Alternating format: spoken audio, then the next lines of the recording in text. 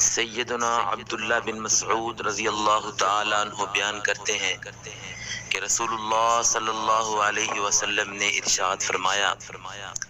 جب بھی کسی کو کوئی فکر و غم اور رنج و ملال لاحق ہو اور وہ یہ دعا پڑھے، اے اللہ میں تیرا بندہ ہوں، تیرے بندے کا بیٹا اور تیری بندی کا بیٹا ہوں، میری پیشانی تیرے ہاتھ میں ہے، میرے بارے میں تیرا حکم جاری ہے، میرے بارے میں تیرا فیصلہ عدل و انصاف والا ہے، میں تجھ سے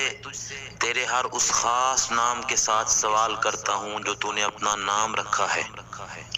یا اسے اپنی کتاب میں نازل کیا ہے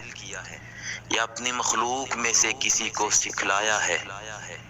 یا علم الغیب میں اسے اپنے پاس رکھنے کو ترجیح دی ہے کہ تو قرآن کو میرے دل کی بہار، میرے سینے کا نور بنا دے، میری فکر کو لے جانے والا اور میرے غم کو دور کرنے والا بنا دے۔ تو اللہ تعالیٰ اس آدمی کے فکر و غم اور رنج و ملال کو دور کر کے وسعت اور کشادگی عطا فرمائیں گے۔ کسی کہنے والے نے کہا، یا رسول اللہ صلی اللہ علیہ وسلم یہ کلمات ہم سیکھ نہ لیں؟ تو آپ علیہ السلام نے فرمایا، کیوں نہیں، ہر سننے والے کو یہ کلمات یاد کر لینے چاہیے۔ Audio Jungle.